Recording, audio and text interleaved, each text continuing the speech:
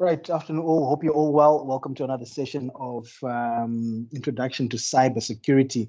I think as far as today's session is concerned, we'll delve into a bit more in terms of understanding exactly what the main areas of focus per se, when you look at it from security point of view, and just obviously defining and understanding exactly what's happening with some of the basic and big issues, maybe if you want to look at it from a different perspective, that are associated with cyber security or cyber issues at large. In our last session, we introduced the module, introduced the concepts, and just added an understanding of what cybersecurity is all about, what you need to take into consideration, some of the generic terminologies that are used within the actual industry itself to enable you to understand exactly what is happening within the whole concept of cybersecurity at large, or within the whole concept of ensuring that your environments are ultimately secure, to avoid any inadvertent discrepancies or purposeful discrepancies that exist or that might arise as far as your environments they are concerned. So what we want to look at today is just understanding what's happening with certain concepts in terms of cybercrime, looking at the whole concept of what's happening with cyber warfare, for instance. What are the distinct technologies associated with these specific aspects? How do you look at trying to circumvent issues associated within that environment, and also understand exactly how it affects our daily lives, and obviously looking at it from both a professional as well as personal environment within your distinctive sections there. Now, if you look at the whole concept of basic security concepts, especially when you discuss the whole issue of cybersecurity, key cybersecurity issues that concern individuals and organizations rather fall within this particular category. So the whole concept of security concepts, it's looking at the key cybersecurity issues that concern individuals and organizations. And you've got four main areas where these particular key cybersecurity issues would typically fall under.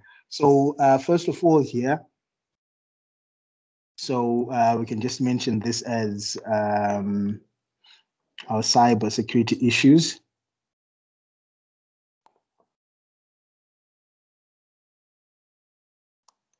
And like I mentioned before, you've got four main areas that you're looking at that obviously affect both people and or individuals and organizations. Like I was saying a couple of seconds ago, you've got what is known as cybercrime.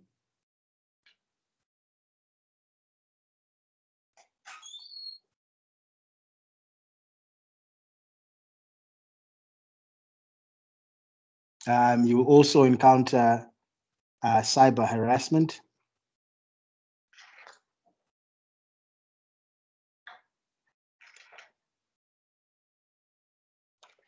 Or cyberbullying within the same vein.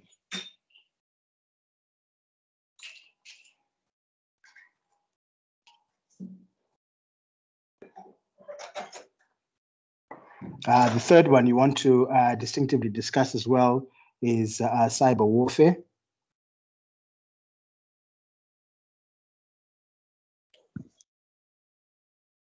And then you will also look at cyber surveillance.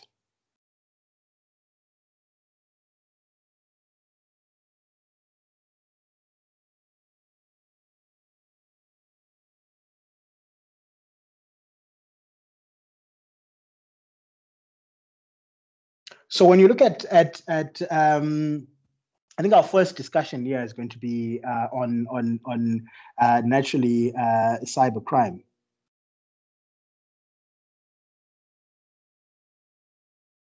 So in essence, when you discuss the whole issue of cybercrime, there, it's literally recognizable as part and parcel of ordinary crimes or your everyday crimes as far as your specific setup is concerned. But the only difference now is that each will have a cyber element associated with it.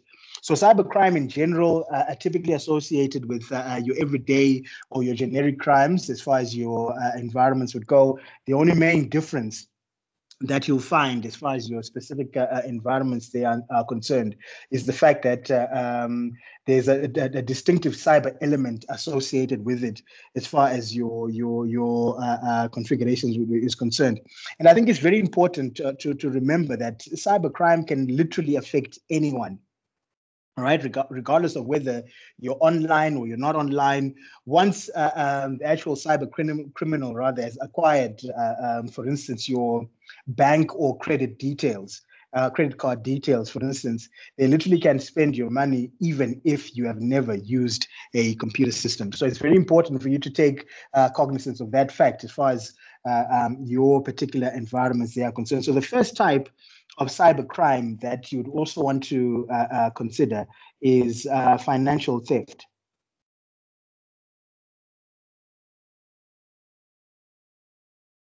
Right. So when you're looking at the whole concept of financial theft, arguably you'll find that it's one of the most widespread types of cybercrime that distinctively exist. And obviously, unlike conventional bank robber or conventional bank robbery, if you want to look at it from a different perspective, where obviously hard cash is distinctively stolen, this particular type of crime requires little or no risk to the actual thief, because you're not looking at using any guns. There's no need for masks or getaway cars if you're looking at it from a different perspective.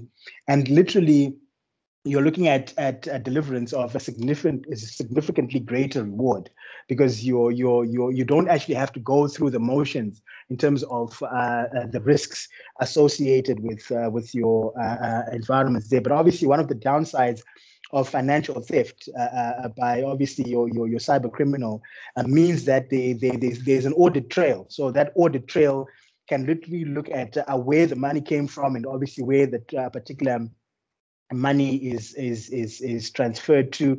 But obviously, most of these criminals have now addressed some of these weaknesses and try and distance themselves from the actual criminal act in this regard. So you might find that alternatively, criminal gangs are targeting obviously specific groups or individuals by advertising on legitimate websites, things like non-existent vehicle sales. I think we've had certain issues from a South African concept that you'll discover that a lot of individuals would literally just take images off a different car dealership and literally advertise it as their own in terms of car sales, for instance, which is a way to distinctively lure individuals to try and obviously buy goods that literally don't exist. We've had certain instances where individuals are asked to probably put a deposit or they literally speak to an individual over the phone. Everything sounds legit.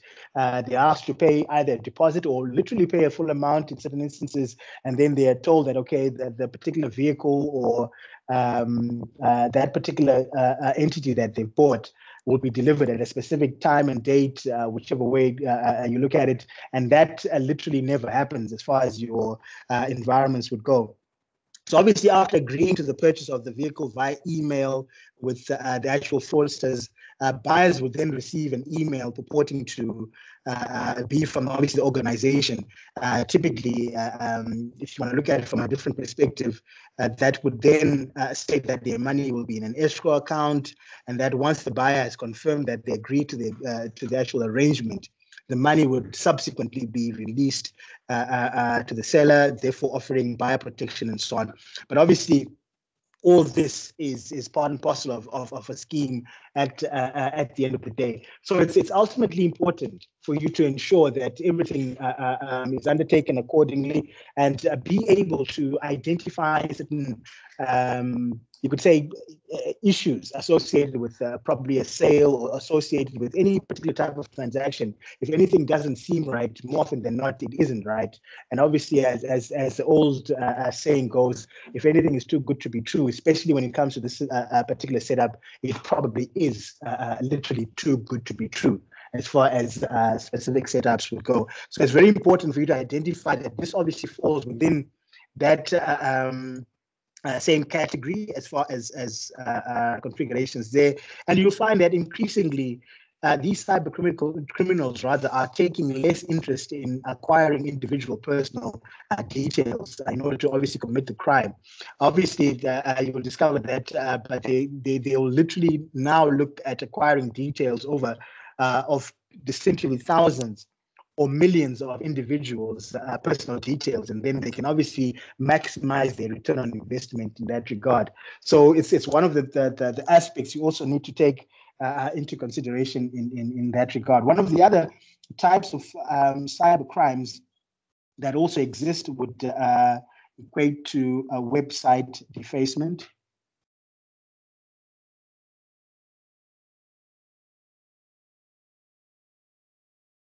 Right. So as far as this particular setup there is concerned, you'll discover that there are certain terms. I think in our subsequent sessions, we'll discuss the different types of attackers that are there as far as the whole ICT environment is concerned. And one of the words or terms that you'll discover that have been quite loosely used in the industry is the term hacker. Right. I think and at the moment you hear anyone saying hacker, you automatically assume that this particular individual is illegally trying to access a specific system as far as your setups are concerned, to obviously gain either information that they're not supposed to or content that is not supposed to, as far as specific environments they would go. But initially, when this particular term was coined or was brought about, it literally referred to someone who's just an inquisitive individual within the ICT space, all right, who wants to know more about things, how specific things within the IT industry work.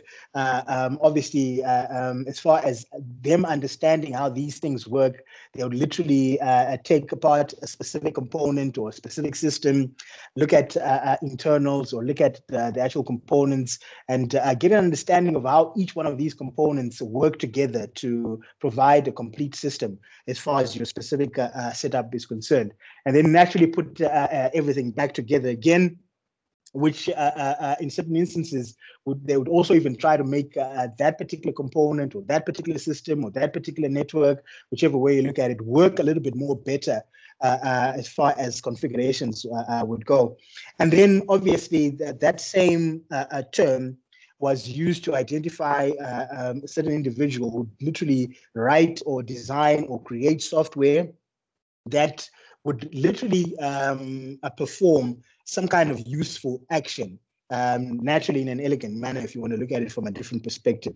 So obviously, you'd find that when computer memory was an incredible, expensive commodity, a piece of code would literally look at reducing the runtime as far as working with very small memory space environments are concerned. And obviously that would be identified as a great hack. So literally when computer memory was incredibly expensive or was a very difficult commodity to come by, a small piece of code that was typically incorporated to run a very small amount of memory space would literally be considered as a great hack, right? So that's, if you look at that history, that particular setup was just used to identify a certain individual who was really inclined in the ICT environment, really wanted to know exactly what's happening and understand exactly what's happening in that regard. But obviously, if you look at it now, that particular word, because of the way in which media in certain instances has also identified it as a very ugly thing. If you want to look at it from a different point of view, you find that a lot of it's used to identify individuals that are now doing that in a dishonorable fashion. So referring to literally individuals that are less honorable in terms of their intentions, and obviously just break into other people's machines for the fun of it, to gain revenge, or as a statement of some form, to just show the other individual that I can do this if I want to, as far as specific setups would go. So normally, this would be in the political or ethical or environmental environment, where you'd find that these particular individuals are operating from. And in certain instances, some hackers will simply deface a website, which is usually the landing page or your homepage, just in order to make a point. So it's not for any particular reason, to gain knowledge or to gain information, or to literally better the system, if you want to look at it from a different point of view, but just to make a statement that, okay, look, we can hack into this particular platform and just deface your home or your landing page just for the fun of it, just because we can. So this is also something that you want to look at as part and parcel of crimes that can exist within the cyber environment as well. One of the other things that you also want to familiarize yourself with is the whole concept of what they call planting the flag.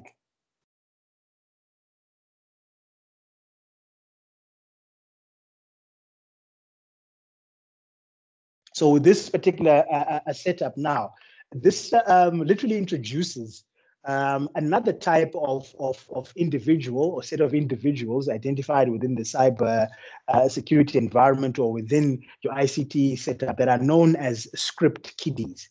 So this is just an individual who's got literally a basic knowledge of IT, but obviously with the access to certain tools, either software or hardware related, or both, that make it a lot easier for them to either hack into a system or to literally naturally legally gain access to a specific environment as far as your configurations would go. So normally you'll find that again, like I mentioned before, especially if you're looking at the website defacement scenario, a lot of individuals would just hack into a system or break into a system just because it's there.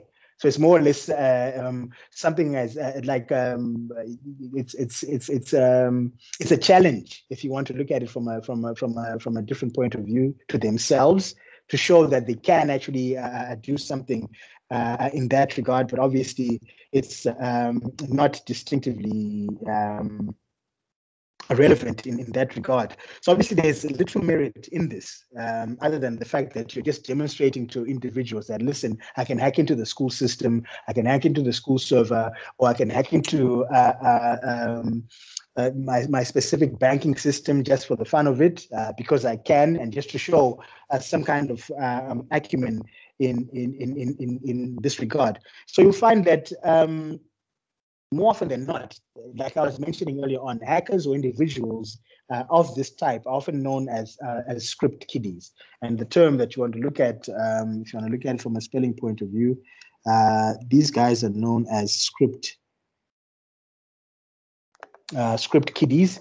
And literally, as far as functionality there is concerned, they literally just take advantage of certain flaws in software. All right, so take advantage of software and techniques that they've discovered on a website or on a specific forum, and then they would try and use that to obviously look at again the whole concept of defacing your websites, or just proving to their peers that they can actually break into a system. So in most instances, no real harm is really done in this regard, as far as configurations will go, because obviously their knowledge and use of the tools is distinctively limited. But these same individuals can distinctively graduate into full-blown cyber criminals. So it's very important for you to understand that while they might show in-depthness at the beginning, the moment you continue, or the whole issue of it being repetitive, or them continuing in that specific arena, they'll end up becoming literally some of the most dangerous cyber criminals that you find in that regard. So it's important to take cognizance of that fact. And you find that many organizations would use this particular type of attack as a means to try and harden their systems or make their systems more secure after identifying what vulnerabilities might exist as far as your environments there would go. And then the other thing that you also want to look at as a distinctive issue associated with cybercrime is exploitation. So this is another issue that you also want to look at as far as your cybercrime environments are concerned. And in this particular instance, you're looking at it takes intrusion to a whole different scale if you want to look at it from a different perspective. In this particular instance, a hacker would exploit a system. Literally, they may have penetrated to delete and corrupt information, and obviously, the impact of this can be extremely serious, not only for the target of the organization, but potentially for its customers and system users. So in this particular instance, it's all about exploiting a system that these particular hackers would have penetrated before, and literally look at deletion or corruption of information that would obviously impact not just the business, but obviously the customers and system users at large. And this could be quite problematic, because remember, the moment certain environments are broken into, you can argue that you as a customer or as a client, or distinctively as some kind of stakeholder in that environment, trust issues become more relevant in that regard, because you're not so sure if my information is going to be safe with this particular organization or institution, if my resources are going to be safe. Imagine if something like that happens in a banking institution.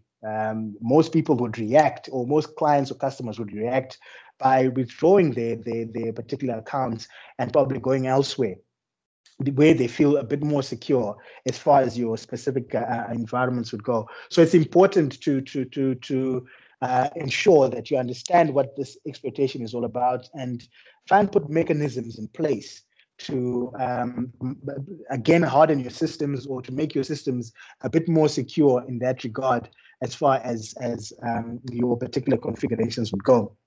And then one of the most common ones that you'll encounter as far as these particular cyber crimes would go is what they call DOS.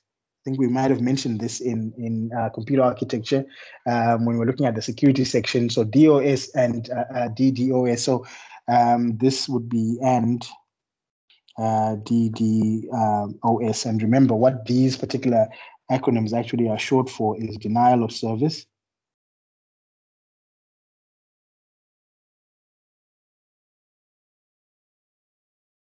and distributed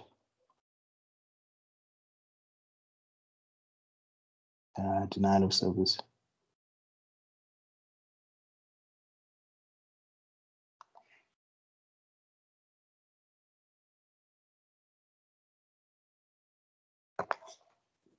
So in this particular setup now, you find that as far as your configurations are concerned, in your particular network setup, as far as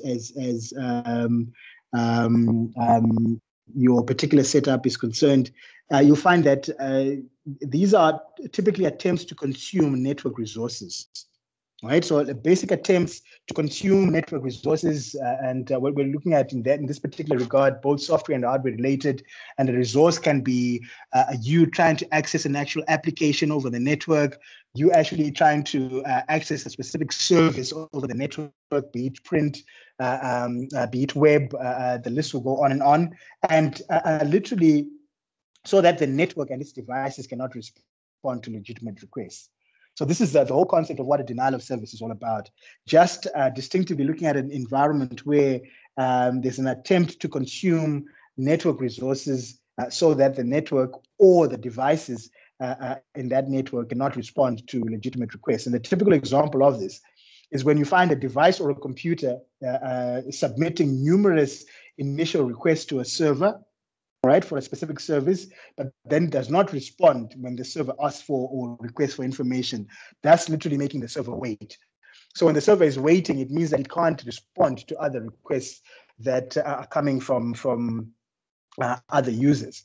And it's important to understand that it's not just limited to wired networks, but can be used against wireless networks as well. So very important for us to understand that most of these distinctive issues that you will encounter as far as your particular environments are concerned are not just limited to a specific type of network, but ultimately also across the board as far as your configurations would go. So what that typically would mean is both wireless and wired configurations would suffer from your denial of service attacks.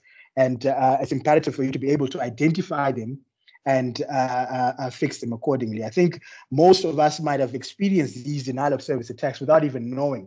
I think sometime last year, there was an issue with Metro Fiber, with them supplying, obviously, fiber across a specific locality, and they were typically bombarded by a DOS attack, and they were failing to obviously provide the appropriate connection for their clients in that regard. So if you want to look at it from a diagrammatic point of view, as far as your particular environment is concerned, let's see if we can try and mimic what this particular setup would actually look like.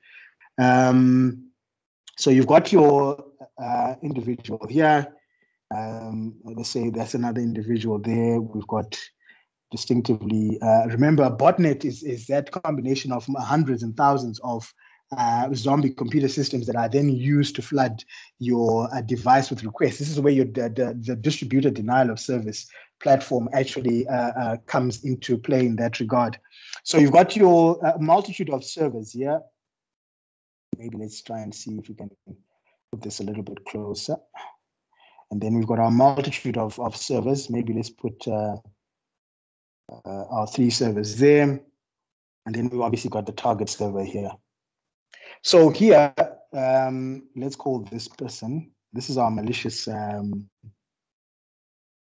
this is our intruder, all right? And this is our legitimate user. So this is our intruder. And this is our legitimate user. And this particular botnet is the controller. So this is our botnet controller. So let's say botnet controller here. And as far as this particular botnet controller, it's obviously being used to affect these compromised servers.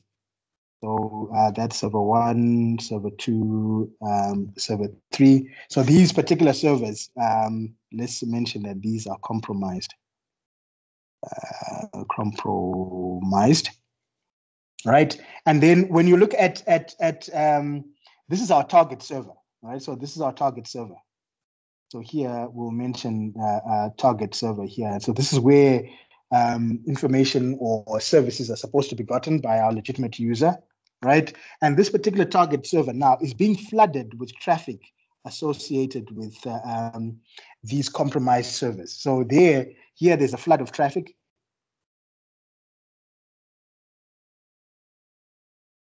So that's our flood of traffic.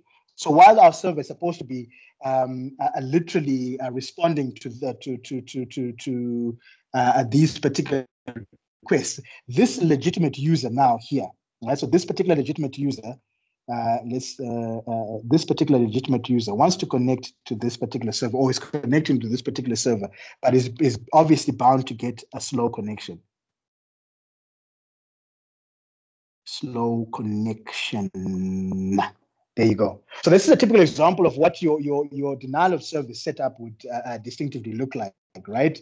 In this particular instance, what we're saying is we've got your legitimate user who's trying to connect to your target server there, but ultimately is getting slow connection or slow responses from that server because that server is being flooded with traffic from the compromised server configurations that you've got that are obviously being controlled by the botnet that is obviously associated with your intruder in that regard.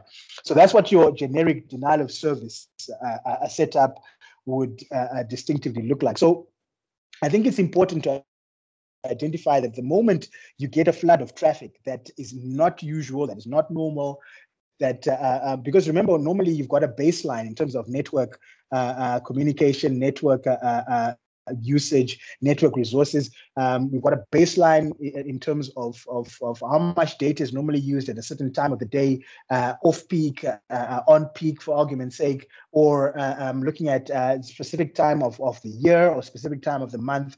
Anything that is outside those initial signatures, if you want to look at it from a different point of view, could be an indication of some of these attacks obviously taking place. And naturally, it's important to obviously be able to put measures in place that try and circumvent this from happening. You can't literally make your systems, like I've said before, literally 100% secure, but you can try and make it a bit more difficult for individuals to literally penetrate or to be able to identify that particular attack as it's happening, so that you try and incorporate certain measures in place to avoid discrepancies in that regard. So this is what your typical denial of service type of configuration would distinctively look like as far as a setup would go. And remember here, this is a remote link. That's the reason why we were mentioning that whether it's bounded or wireless, this link that we've got here, or this connection that we've got here, that's literally a remote link as far as communication is concerned. So I take that into consideration just as a basic example or representation of what is happening as far as your denial of service configurations there would go. So one of the other things as well that you want to look at in that regard is copyright infringements. So your copyright violation and intellectual properties. Intellectual. Oopsie.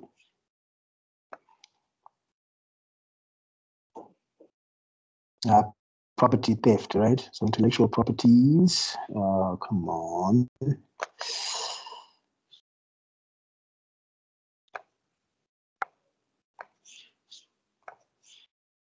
Oh, finally.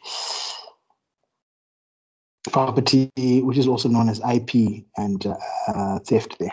All right, so this is normally this is taken for granted in most instances, where you'll discover that we take the whole concept of downloading a movie that we haven't paid for, downloading a track that we haven't paid for instance, or even a book or a journal, you name it, or any content that you find off the net. But there's this just general culture of listen, if it's applicable for download somewhere, all I need is just an internet connection, and I'm literally good to go in that regard. But there's a lot that takes place as far as copyright violation goes there, because you're looking at music, your films, your books, photographs, you name it, computer software also as one of the major setups that are there. And you'll find that copyrighted material is normally distributed using file sharing sites. Typical examples of this would include, I think it's been taken down now. I think it's been a couple of years since it's been taken down. Kick-Ass Torrents was one of the distinctive sites in that regard. Your Pirate Bay as well is one of those sites, which would obviously use torrent files that link users back to the particular file or files to be downloaded. So obviously, as more users join the sharing process. I think most of us have used torrenting before. You'll discover that the downloaded material literally is shared between them, and obviously distribution is on a peer-to-peer basis. So you've got the seeds and the leaches, dependent on configuration that you've got. This literally, as the number grows, so let's say it's a new movie that has been out, or it's a new series, whichever way you look at it, as actual number grows of individuals that are sharing this particular file, you'll discover that it becomes distinctively impossible to identify the original individual that uploaded that literal file. Right, so the initial individual who hosted the material, since obviously so many copies have been made across, and it becomes a bit of an issue in that regard. But bear in mind, it's important for you to remember and understand that exchanging of files using torrenting or by torrents is not illegal in itself. Right, so the exchange of files using torrenting software, for argument's sake, is not illegal at all. But the material that you exchange is the one that changes the game in that regard. So the actual content that you're exchanging on these torrenting platforms is the one that is distinctively applicable. And you'll discover that as far as the whole issue of the copyrighted material in industries at large, you'll discover that certain literatures would mention that you're looking at roughly plus or minus 50 billion US dollars a year that is lost to copyright violation and obviously intellectual property theft as far as environments they would go. So it's supposed to be basic culture for everyone to literally buy content that they need to use. So if it's a software package, same difference applies. While some might want to argue that some of the pricing of these softwares is ridiculous to a certain extent, but it's intellectual property. Remember, if you were to design something and you come up with something, you obviously want to be appropriately remunerated for your efforts, right? So if that is not done, it's obviously detrimental to the individual or individuals or organizations that have actually created either that software, that package, that book, that particular film, you name it. So it's always good practice, regardless of whatever your initial thoughts might be, to always make sure that you buy software that you're going to be installing, you buy the music that you want to download, you also look at subscribing if you're going to be looking at streaming content as far as your setups would go. So copyright violation and intellectual property theft is also something that is quite major in that regard. And one of the other things that you also want to discuss in the whole concept of cybercrime is technically the use of what they call dark patterns. So use of dark patterns. All right. And normally, when you're looking at it from this perspective, what you're literally discussing in this regard, it's not actually, if you look at it from a different point of view, it's a way of manipulating users, manipulating people on the net, and manipulating anyone who's going to be accessing certain websites, for argument's sake. So it's not a crime in itself, but you'd find that there's a very thin line between fairness and dishonesty, literally in this regard. So you'll normally find that occasionally when you access a particular website, you find that because the text on the actual web page is unclear, you have agreed to obviously either download certain software or accept an offer when you did not intend to, so that you actually can view that particular website accordingly. You'll discover that some particular web page designers or website designers would intentionally place certain selection boxes in unusual places, or make the choices quite complex, So that obviously when you are literally driven to making choices that are not ultimately yours. So this is a way of studying a behavior of what individuals would literally do in terms of clicking on certain content, clicking on certain boxes, clicking on or identifying certain shapes and sizes. So it more or less hinders or borders on psychological analysis to identify how people behave in certain environments. So you'll discover that this assists with individuals making designing certain websites that would obviously allow for a lot of individuals to visit and either buy content that they don't need, or either end up buying products that they don't need. But it's all a question of human behavior in that regard. I think some might also, if you want to look at it from a different point of view, think of even the search algorithms that are associated with your Facebooks, your YouTubes, and whatnot. If you've been, let's say, accessing or certain searching certain content on YouTube, for argument's sake, after logging on to your own account or profile, you'll discover that after a couple of days, if not shorter, YouTube will start suggesting this similar content to what you've been accessing. So it's exactly the same in terms of studying certain patterns that obviously would assist in remuneration in that regard. So, like I said before, it's not technically illegal to use these particular dark patterns, but to many people's minds, they represent sharp practice, if you want to look at it from a different point of view. So ultimately, you'll find that in extreme cases, items that you did not request may be added to your online shopping basket. That as a typical example. And if you aren't sufficiently aware, if you're not sufficiently aware, excuse me, you may obviously inadvertently purchase something that you simply did not want to. That is obviously going to be part and parcel of the initial package or the initial product or the initial content that you wanted to buy in that regard. So you find that entire businesses exist that literally use these psychological analysis to identify, again, like I was mentioning earlier on, shapes, sizes, colors of buttons, clicks on boxes, text that a specific user is most likely to click on. And those are the ones that, and obviously those that they would least likely click on when accessing any particular web page. The results are then sold to organizations that develop new websites or upgrading existing ones, obviously with the intention of encouraging users to select the organization's choice rather than making their own. So it's just a way of manipulation in terms of how users would interact with certain content on the net or with certain products.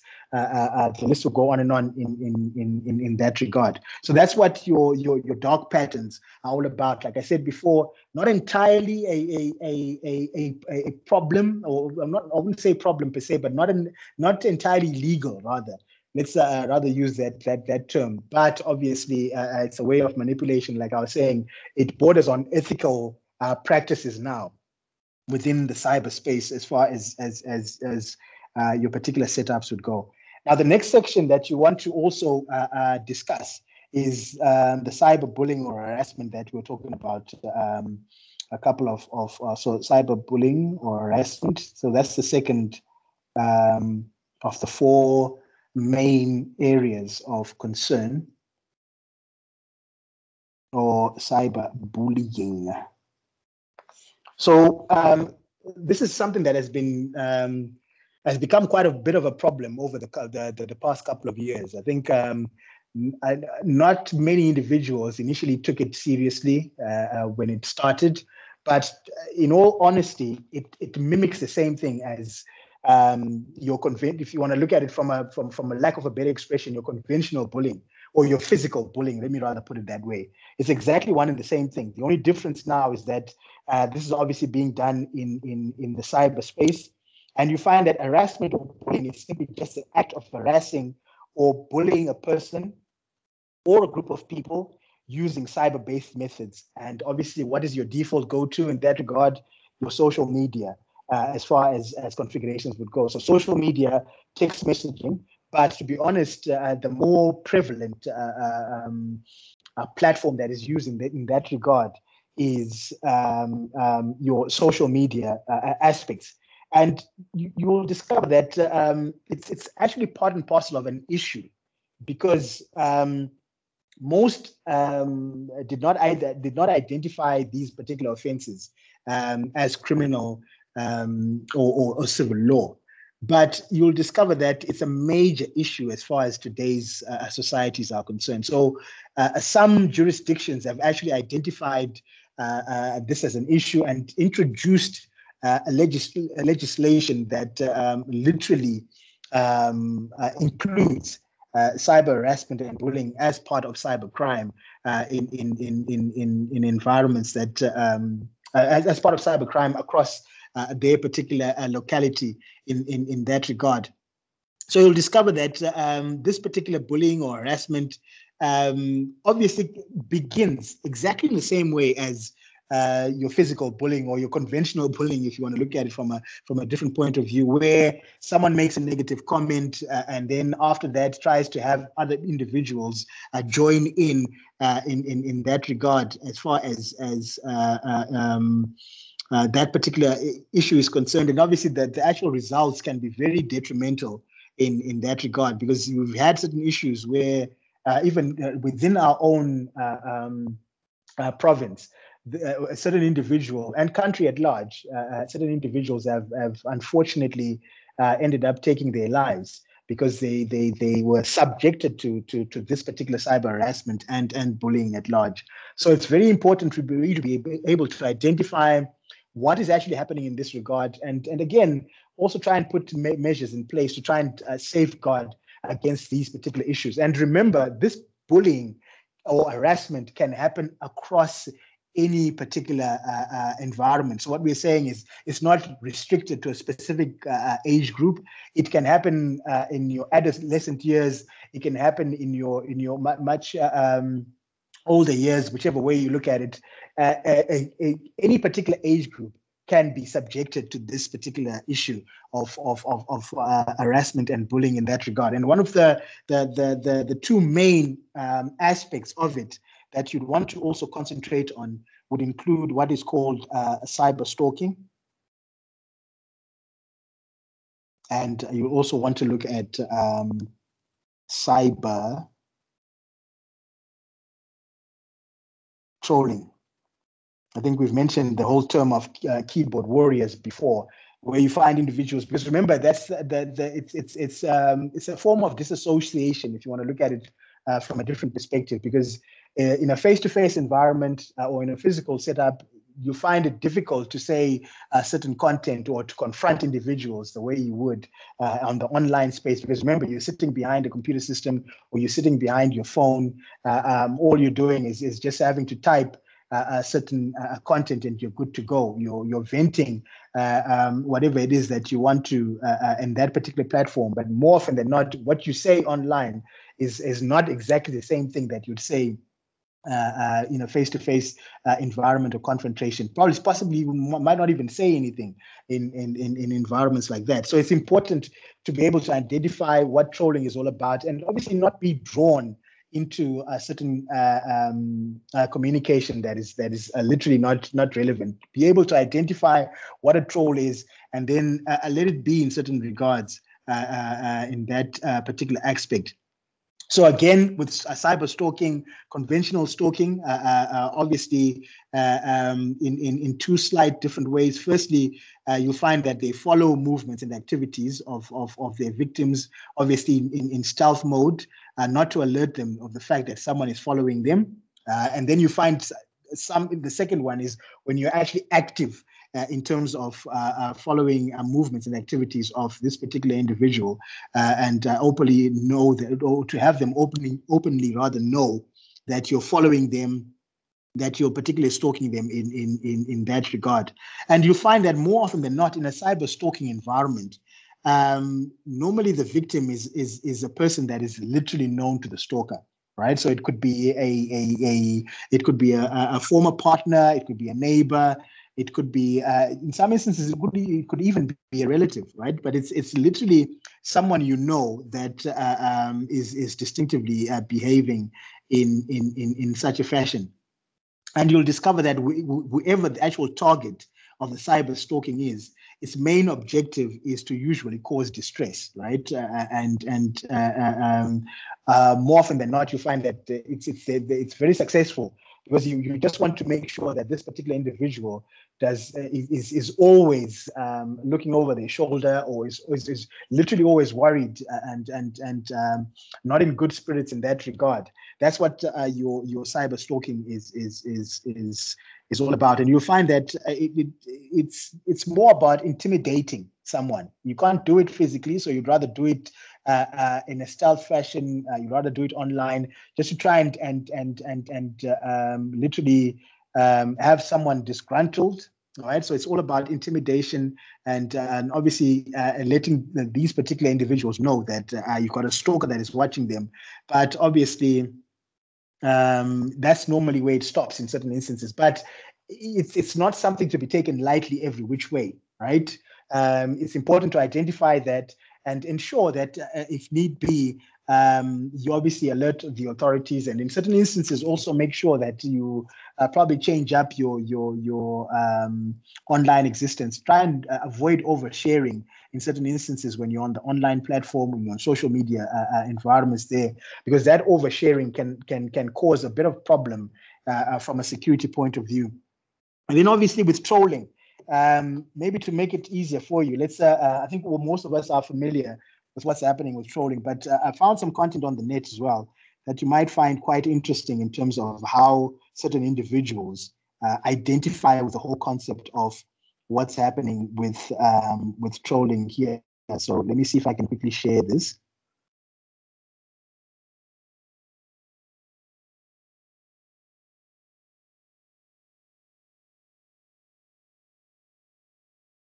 So if you're looking at the whole concept of your word configurations there, you're trolling associated with bullying.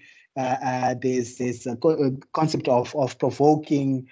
You've got the whole issue associated with harassment, like we were mentioning earlier on. A lot of discourses associated with, you've got blogging, you've got the digital environment associated with the whole concept of trolling. But I think more often than not, you've got that childish and negative aspect associated with, or immature aspect associated with trolling, if you want to look at it from a different perspective in that regard. And again, it's a form of bullying. It's illegal if you want to look at it from a different perspective.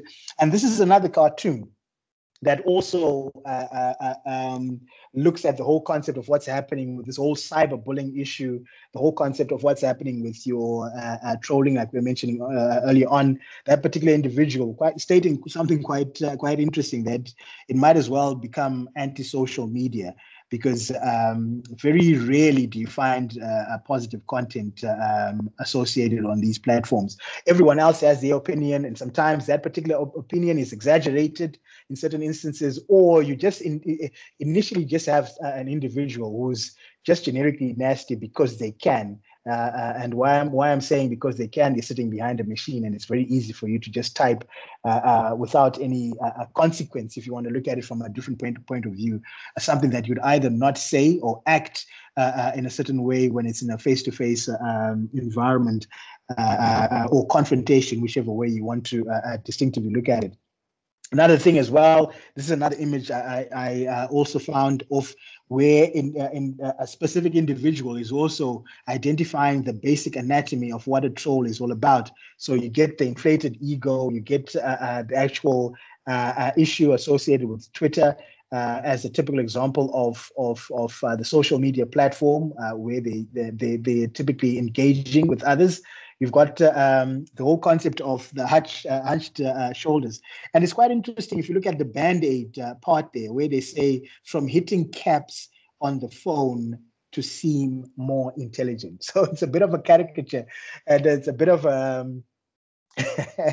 it's a bit of humor there, and I guess some kind of wit and sarcasm put in place there. But it just gives you an idea of what this whole issue of the trolling setup there is all about. So when you look at that whole concept, and the reason why they've initially incorporated in that particular fashion is for you to understand that the whole concept of trolling is just verbal abuse designed to intimidate or offend a victim in some way as well. So you might want to look at it as an extension of the whole concept of stalking to a certain extent, but literally cyber trolling is the form of verbal abuse that is distinctively designed to intimidate or offend a victim in a certain way. And obviously, the moment you start engaging with these individuals, then the whole discourse can easily derail and get out of hand in no time. So in some instances, you'll find that certain schools of thought, I think myself included, is the best way to respond is just to keep quiet.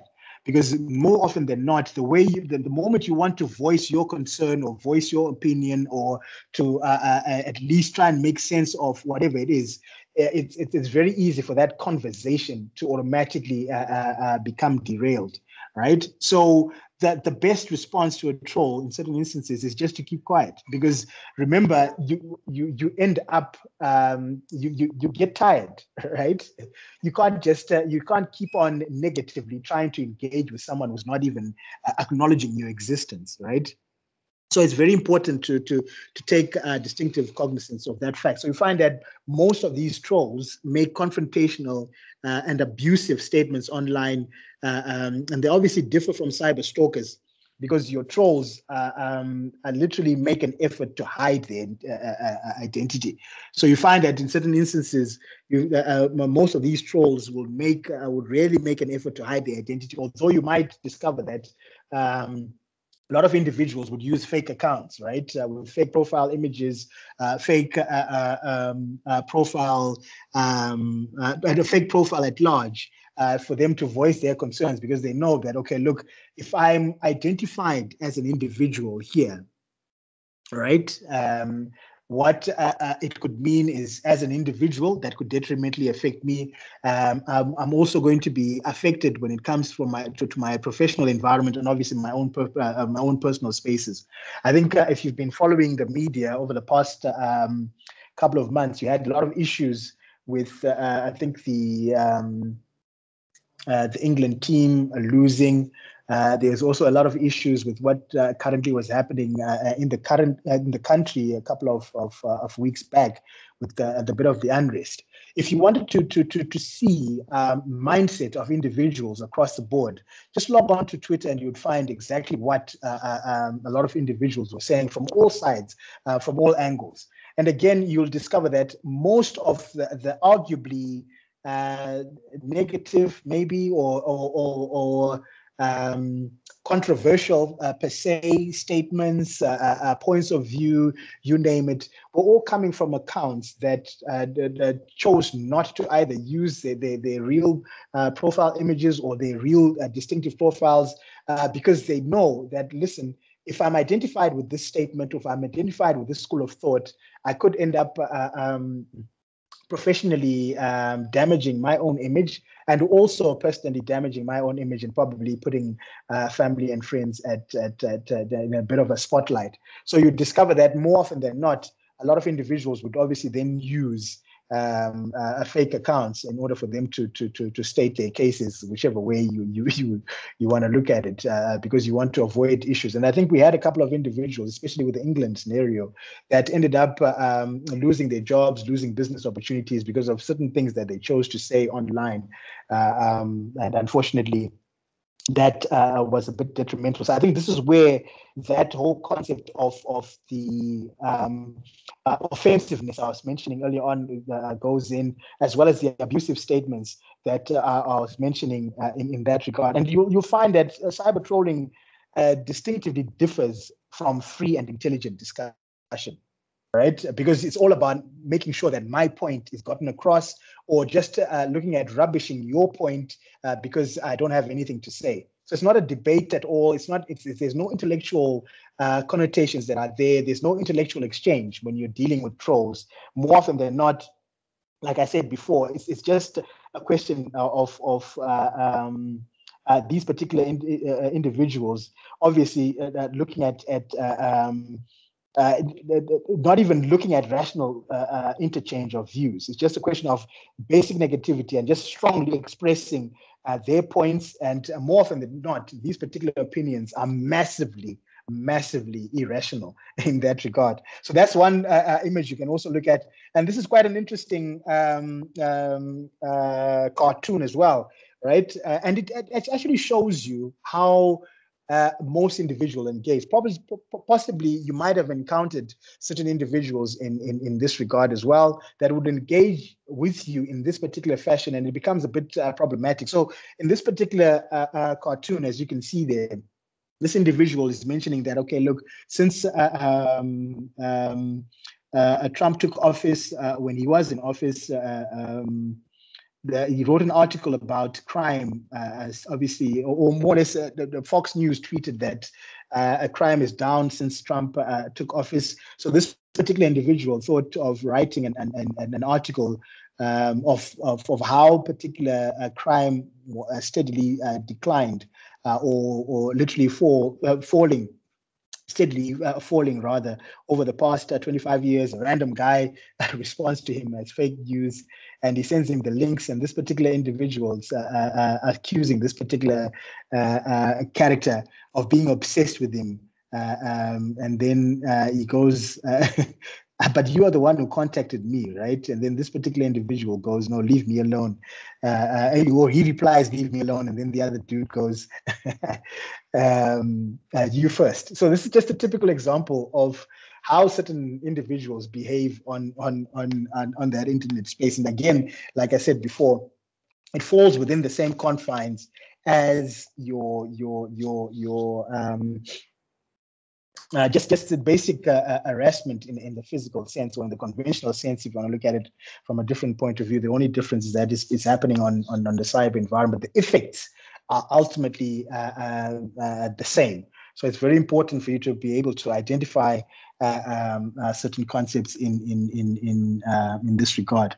And then the other thing that you also want to take into consideration that we were discussing, or that was part and parcel of our distinctive discussion here, is the whole concept of cyber warfare, right? So you've got cyber warfare and cyber surveillance, right? Cyber warfare, cyber surveillance. And if you want to look at it from a different perspective here,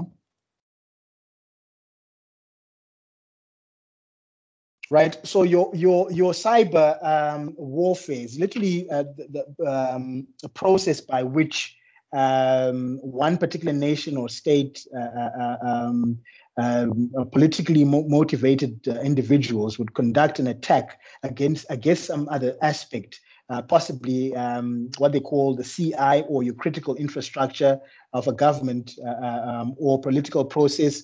Obviously, as far as that particular setup is concerned, offensive or defensive capabilities of this particular, of the armed forces in that regard. So it's all about trying to attack the armed forces, or trying to literally look at either the offensive part or the defensive part, or the offensive capability or defensive capability of the armed forces, and looking at basic destabilization in that regard. So again, like I mentioned before, what this particular term means. So this is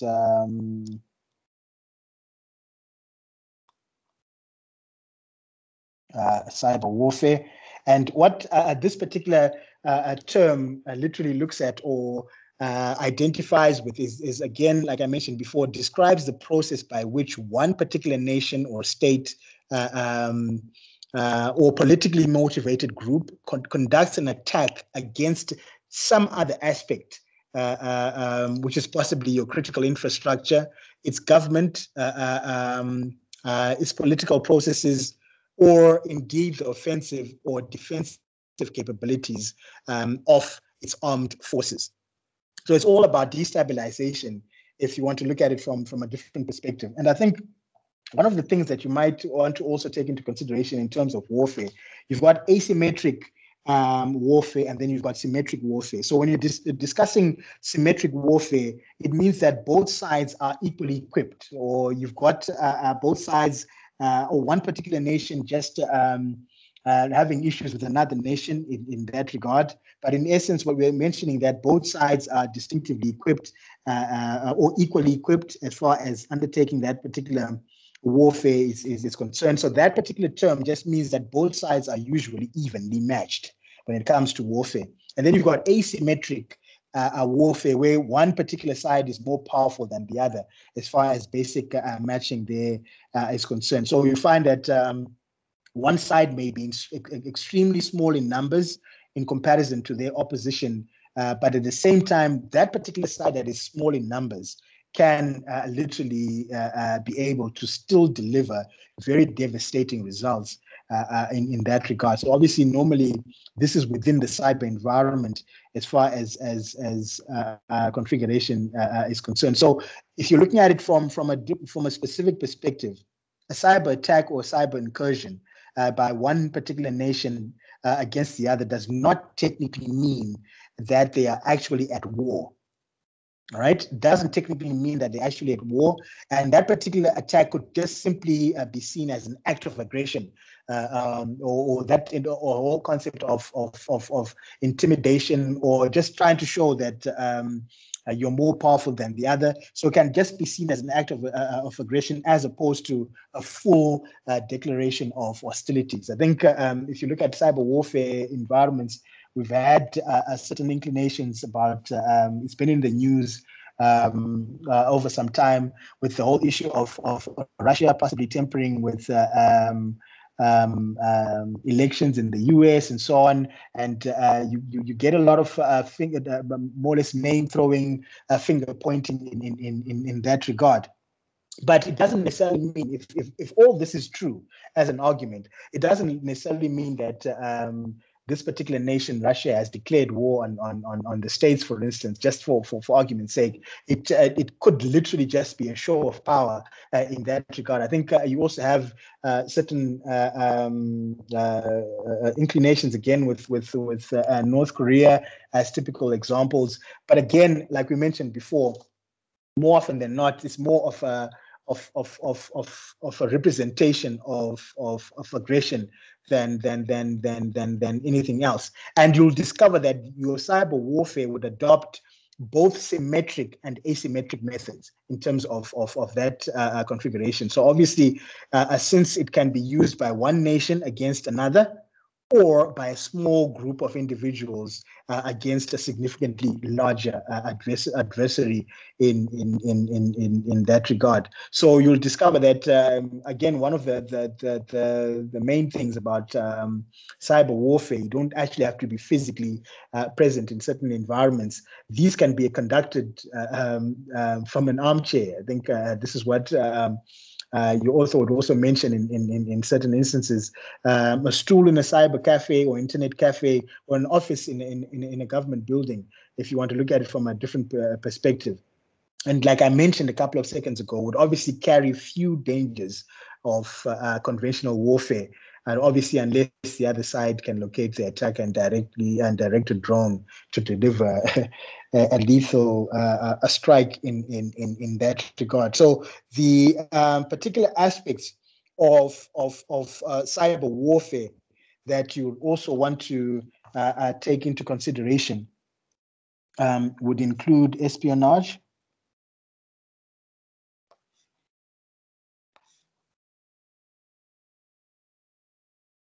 You can also discuss surveillance,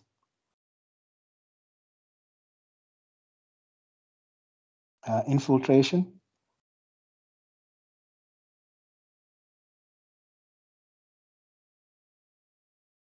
classic sabotage,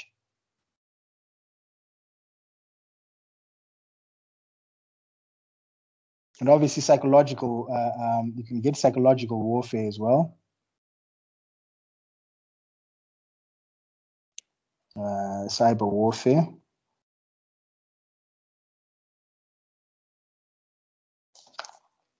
And then you can also even discuss deception. So obviously with psychological cyber warfare, this just distinctively differs from cyber harassment or bullying in one particular key aspect, which is it's on a much larger scale, So you find that where your cyber bullies are generally individuals or small groups, psychological warfare is conducted by much larger groups. So normally you find that terrorist organizations or nations, dependent on the environment. And the two main objectives of cyber warfare, right, would be used by one organization or government to demoralize the population of another country. Right? So that's typically one of the actual objectives associated with your cyber warfare, just to obviously demoralize the actual population of another country, with the ultimate objective of them withholding their support to the current regime. So it's all about ensuring that, okay, look, we're not happy with the current regime, and you're pushed in a psychological fashion to obviously look at demoralization in that regard, right? And then obviously you'll find that the alternative objective would be repression of the population by its government, often an oppressive regime, which obviously would be able to use these cyber techniques to deter the population from standing up to it, or to literally spread fear of the possible penalties of doing so. So obviously, you know for a fact that, okay, look, I'm not going to do ABC because I know maybe the consequences of that would be in this particular regard. So obviously, you'll discover that negative news stories in foreign press, literally about a regime, can be suppressed, and obviously glowing accounts of its leadership and their achievements can be substituted in that regard. Obviously, all the while the population lacks the basic amenities that less repressed societies would distinctively enjoy. So you'll discover that in that aspect, it's more or less just a way of playing around with your again emotions and well-being in that regard. And then the other thing that you also want to discuss is deception, right? And again, I think this is a bit self-explanatory, because it's easy for us to think that, like I mentioned before, if you look at that issue with Russia and the States, this is what is being peddled in the news, right? And it's easy for you to assume that that is the case, probably when it's not dependent. It's just a typical example in that regard. So you might find that if a cyber attack does take place, you might find that one particular nation or state may obscure the actual origin of the attack, right, against another by planting evidence. So this is also something that you also might want to take into consideration, that you can have an actual nation literally obscure the origin of the cyber attack by literally planting evidence in your environment there, and obviously this would obviously lead to infer its origin, which literally would mean that you get a lot of issues in terms of breakdown of diplomatic relations between institutions. So this is something that you also want to take into consideration in that regard. So this is part and parcel of what deception is all about. Just more or less.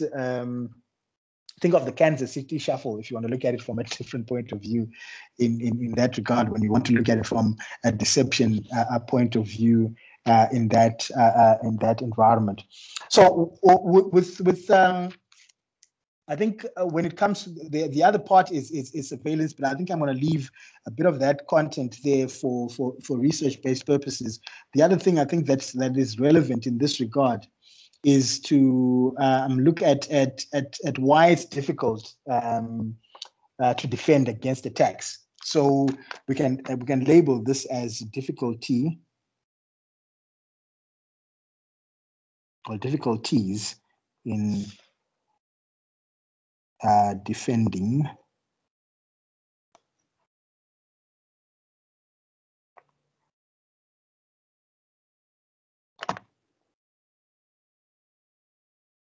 against attacks.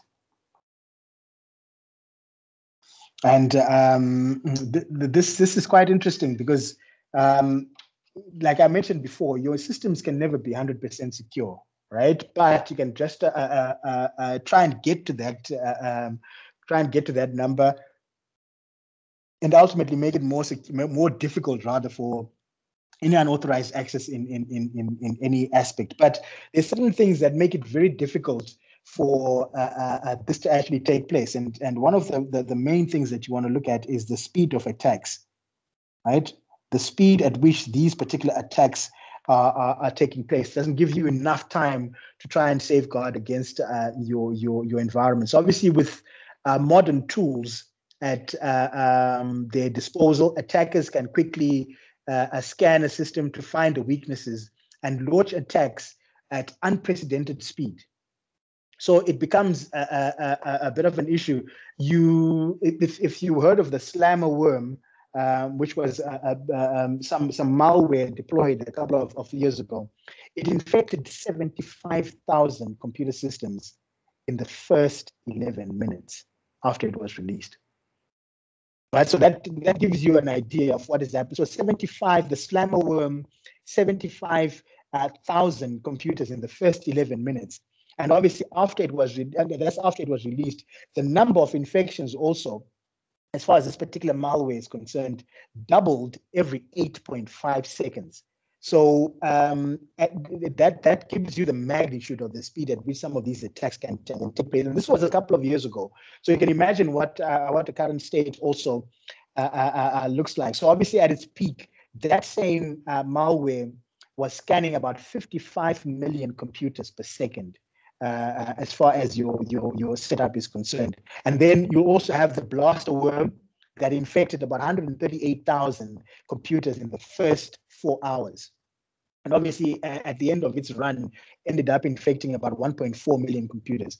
So it's important to understand that this particular, the speed of these attacks make it really difficult in certain instances to try and safeguard, because obviously by the time you identify that there's an issue here, by the time you identify that there's some kind of discrepancy, probably the detriment is much larger than you can distinctively fix.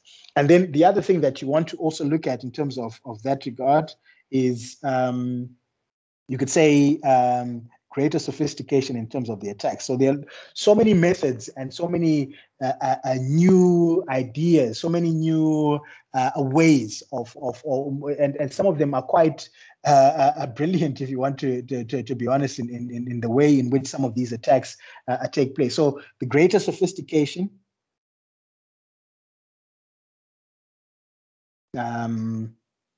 of attacks. Right, so the greater sophistication of attacks make it also one of the reasons why defending against attacks becomes quite problematic in that regard.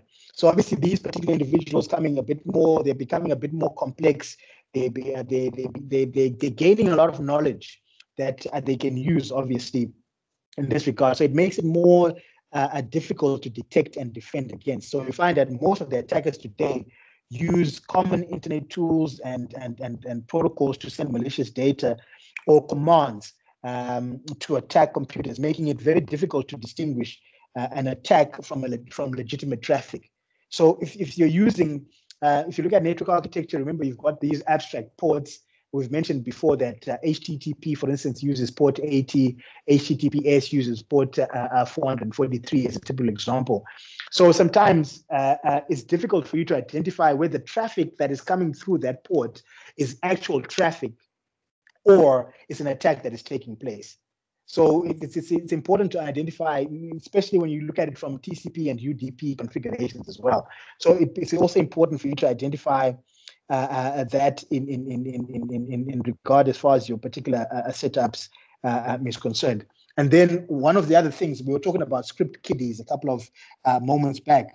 So this also means that what makes it difficult is the simplicity of attack tools, right? Right now, for someone to actually attack an environment, they can use very simplistic tools and still get the job done in that regard. So simplicity of attack tools as far as your specific setup there is concerned. So again, like I was mentioning earlier on, in the past, you'll find that an attacker needed to have a very intricate or very condensed, if you want to look at it, technical knowledge of attack tools before they could actually use them. But obviously, now you find that many attack tools are freely available and do not actually require a lot of technical knowledge in that regard.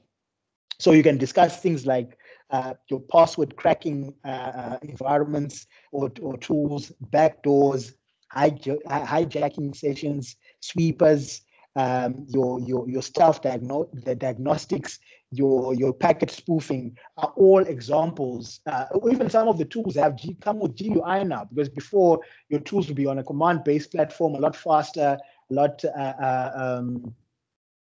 seamless, if you want to look at it from a different point of view. But now most of the attack tools that are out there are actually even coming with a GUI environment, which make it a lot easier as far as usage there is concerned. So that's one of the reasons why.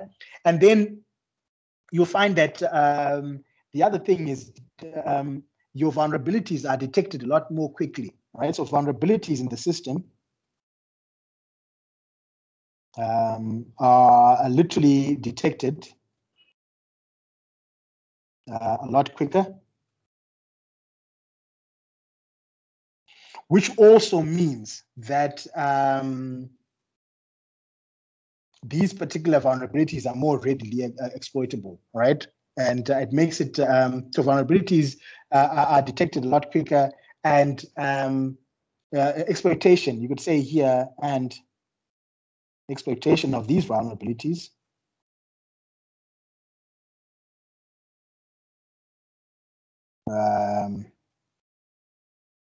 you could say readily available, if you want to look at it from a different point of view, readily available.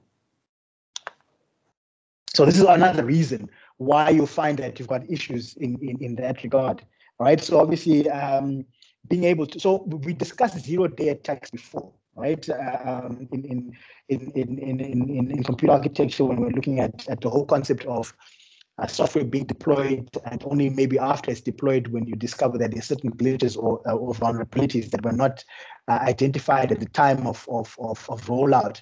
Those particular vulnerabilities can obviously be exploited, and that's the reason why they mentioned zero-day attack, because you've got 0 days. The developers literally have 0 days to fix that particular issue as far as configurations there is concerned. And then you can also discuss a delay in patching tools.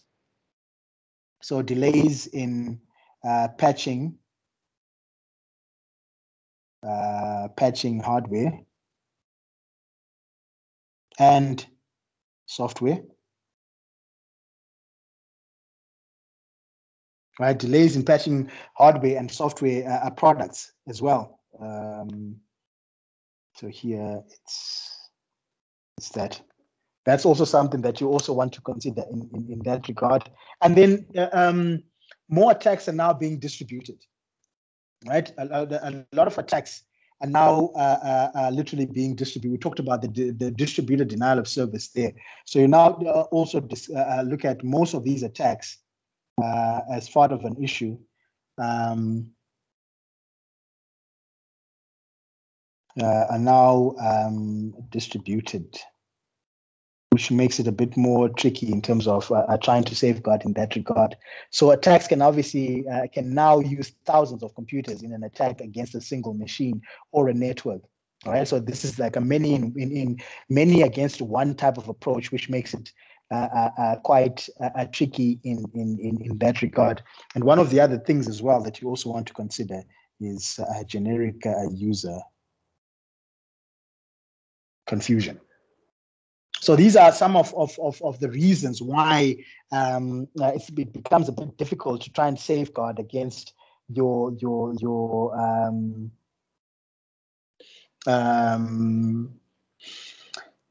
safeguard against obviously the attacks as far as your specific environments there are concerned. All right.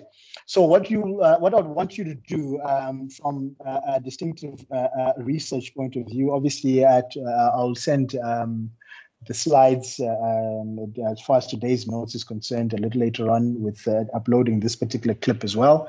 what I would want you to do is when you're looking at your research, look at cyber surveillance.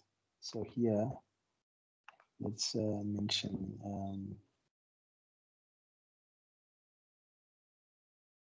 I think let's just mention here, discuss.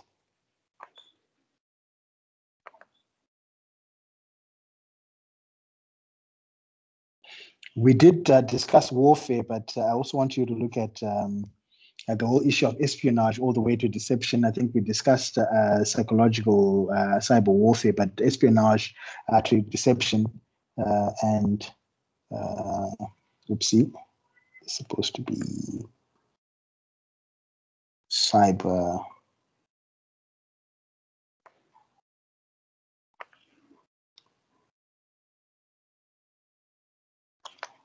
Cyber surveillance. All right, so obviously with cyber surveillance, look at targeted catch-all internet search all the way down to home entertainment systems. So the different aspects associated with cyber warfare. And so here I can mention. So focus on espionage, surveillance, your infiltration, sabotage, and deception, and then with surveillance there, focus on your internet search, your cookies, your emails, smartphones, your loyalty cards, for instance, or schemes, credit cards, all the way down to home entertainment systems. How is this applicable in the cyberspace, and obviously what it does in terms of making your security platforms a bit more tricky or difficult, if you want to look at it from a different perspective in that regard. Right. So I think that does that. Do we have any questions here? Something that came through, Aman. You had said, yes, you can. Yes, it's quite possible. I think that what I was mentioning earlier on there is that you need to obviously put mechanisms in place that will obviously initially identify that, okay, whatever traffic is happening, or whatever traffic is coming through, or the amount of traffic that is being sent out or received is not part of the initial signatures that are associated with your specific environment, and then automatically either cut down or cut that connection, or incorporate something that typically blocks communication in that regard. But obviously, to be honest, in most instances, one of the best ways to try and resolve these types of attacks is to literally disconnect from the network, set up your system again, and then reconnect as far as configurations would go. But sometimes when you try and fix the errors as they are, or try and fix the issue as it is occurring, whoever is trying to attack actually is seeing what type of defenses you're putting up, and sometimes can be a bit problematic in that regard. So, Man, to answer your question, there, yes, it is possible to protect yourself from these type of DOS attacks on as far as your gaming environments they are concerned, in terms of identifying the amount of traffic that is coming through, and naturally block it completely, or obviously disconnect from the network, and then reconnect after your systems have been patched accordingly or configured accordingly there. All right, does that answer your question there? Does that make any sense?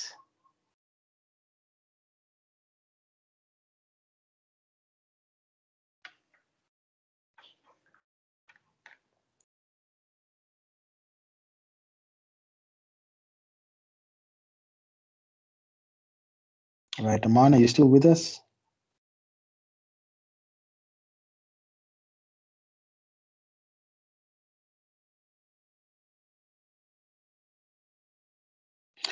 Okay, cool beans. So that's that. Do we have any other questions, contributions, or concerns from the floor? Anyone? Questions, contributions, and or concerns from anyone?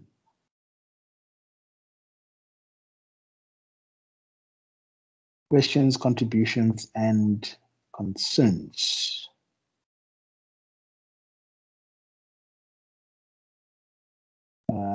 Should you need to speak, I've just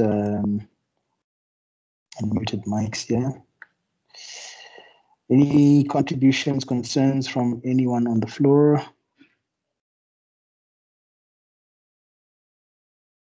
Right, sorted. Looks like we're good to go. All right, so we'll see each other in the next in our next session. I think that should be some time next week. We'll meet each other tomorrow for network architecture instead. So thanks for attending. Keep smiling. Stay safe. We'll see you in the next session. Cheers.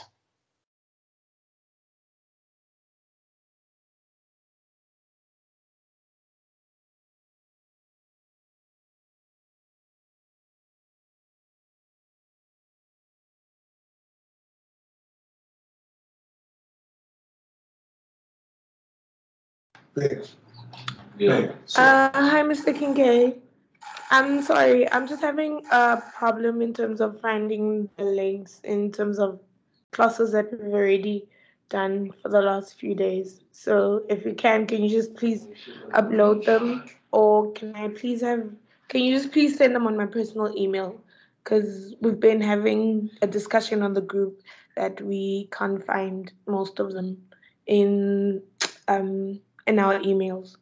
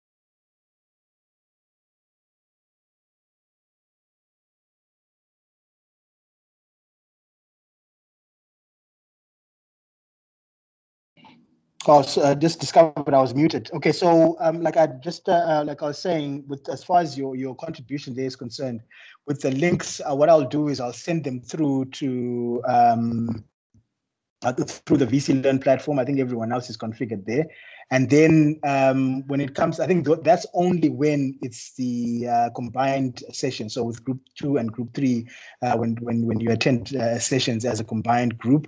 But the individual ones, I think you should be good to go in that regard. And then for the previous sessions that have been already undertaken, please check the YouTube channel. I've uploaded all clips in this regard. I think obviously this one, like I mentioned before, I'll upload a little later on in the evening. But all sessions that we've done thus far have been uploaded onto the YouTube channel.